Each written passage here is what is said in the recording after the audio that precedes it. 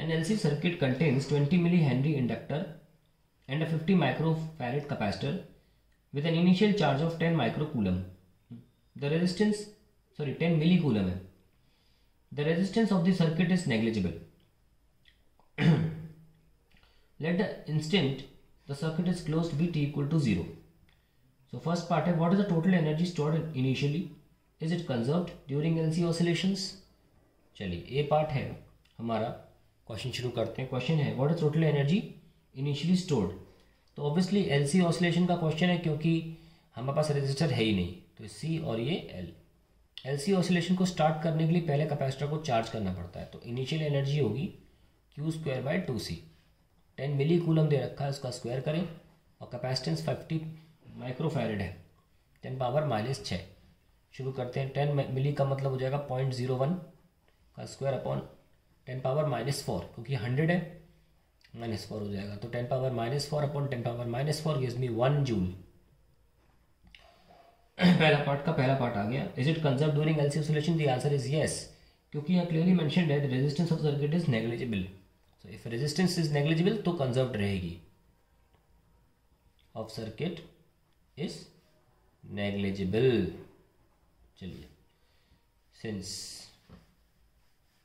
चलिए B part देखें. What is the natural frequency of the circuit? Natural frequency जो LC oscillation की होती है वो 1/√LC ही होती है. What is L? L is 20 millihenry और सी कितना है 50 microfarad -6. So we have 15 to 20 1000, ये cancel, 10⁻⁻6 10⁻⁻3 that is 1000 radian per second. C part question है.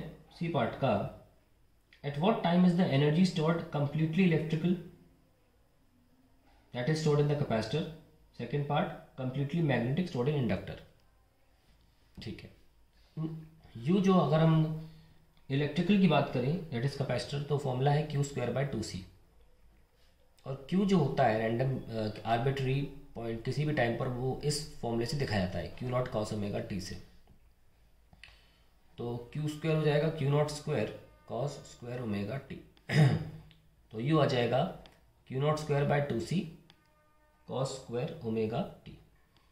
कंप्लीटली इलेक्ट्रिकल या कंप्लीटली इनसाइड कैपेसिटर का मतलब होता है कि टोटल एनर्जी Q0²/2C. देख लो यहाँ यूज़ करिए ना, Q0 10 माइक्रोकूलम इतनी रहे, तो ये टर्म को 1 होना पड़ेगा. So for energy to be completely electrical, तो यू कितना होना चाहिए Q0²/2C होना चाहिए, यानी कि ये टर्म क्या होना चाहिए 1. तो जब cos स्क्वायर ω t 1 के बराबर होगा या cos ω t ±1 के बराबर होगा, तब ऐसा पाया जाएगा. आइए कब होता है ऐसा? cos ω t ±1. तो ω t क्या लिख सकते हैं? सर्किल लो और सर्किल के x कोऑर्डिनेट जो होते हैं वो cos थीटा देते हैं. 1 0 -1 0 0 1 0 -1. हमें तो x कोऑर्डिनेट क्या देंगे आपको 1 और -1. हमें 0 तो चाहिए नहीं, 1 और -1 चाहिए. तो कब मिलेगा? 0 पे मिलेगा, फिर 180 पे, फिर 360 पे.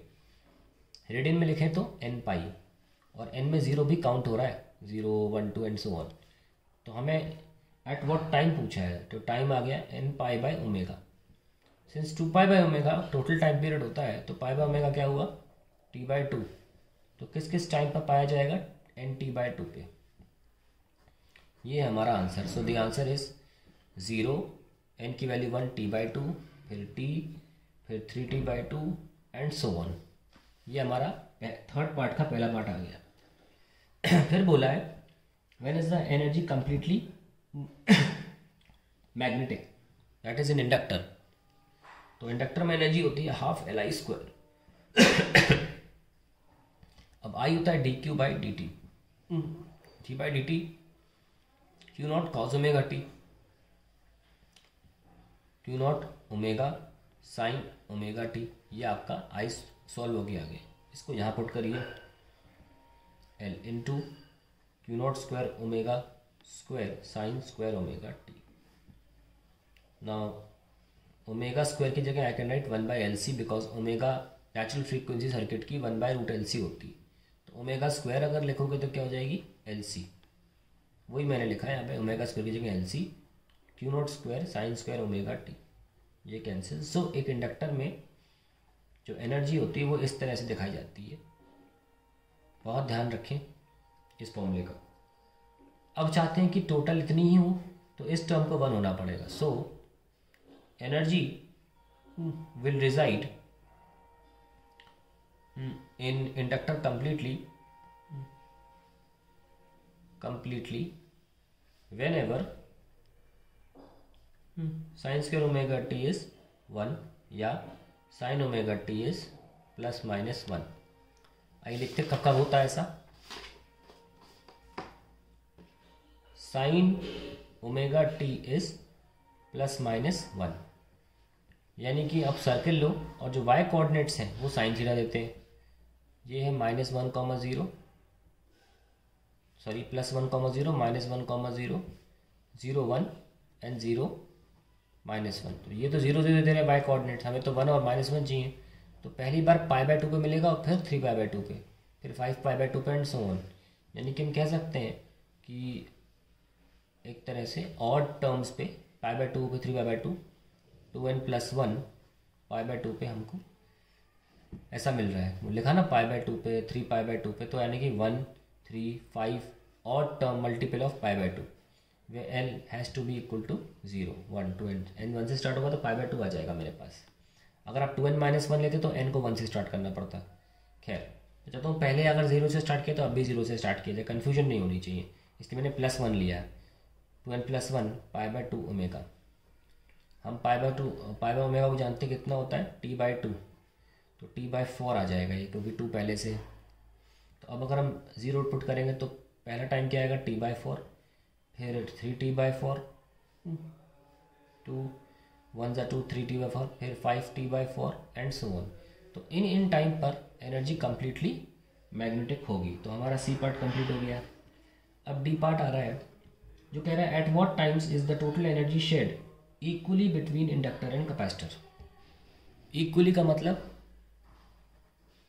यूएल और यूसी बराबर है, यानी कि Q0²/2c sine square omega T and Q0²/2c cos square omega T. ये कैंसिल ये कैंसिल ये कैंसिल, यानी कि tan स्क्वायर ओमेगा टी जब जब 1 होगा तब तब शेड इक्वली होगा, यानी कि tan ओमेगा टी जब जब +-1 होगा तब तब ऐसा होगा। तो अब देख लेते हैं कि कैसे कब मिलता है हमें tan थीटा 1 मिलता है 45 पे, -1 मिलता है 135 पे, फिर 1 मिलता है 215 पे, फिर -1 मिलता है 315 पे, यानी कि चारों कोऑर्डिनेट में हमें आंसर मिल रहा है। पहला तो देख लीजिए ओमेगा टी इस π/4 पे तो मिल ही रहा है, उसके बाद 90 जोड़ते रहना है, यानी कि n टाइम्स ऑफ π/2, ठीक है। और n की वैल्यू 1 से स्टार्ट हो रही है यहाँ पे, क्योंकि 90 जोड़ना ही है। सॉरी 0 से स्टार्ट हो रही है क्योंकि पहली बार π/4 आना चाहिए। हाँ ठीक है 0 से, अच्छी बात है, हर टाइम 0 से स्टार्ट हुई। सो इसका फॉर्मूला बना लेते हैं हम। π/4 अगर कॉमन ले लें तो यहाँ पे आ जाएगा 2n + 1 and this will be the expression for it. तो t आ जाएगा π/4 ओमेगा 2n + 1 एंड π/ओमेगा t/2 होता है, तो 2n + 1 t/8 and that is the general formula. अब इससे हम निकाल लेते हैं आंसर 2n + 1 π/8। तो 0 पुट करेंगे तो पहला आएगा π/8, फिर 3π/8, फिर 5π/8। सॉरी मैंने पाई लिख दिया, वो t है एक्चुअली। हाँ t/8 3t/8 5t/8 7t/8 and so on. तो इन टाइम्स पर हमको जो एनर्जी है वो इक्वली शेयर्ड मिलेगी। Last part E, if a resistor is inserted in circuit how much energy is eventually dissipated. तो एनर्जी स्टार्टिंग में 1 जूल थी, अगर रेजिस्टर लगा दोगे तो पूरी 1 जूल डिसिपेट हो जाएगी, entire energy will be dissipated. That's it.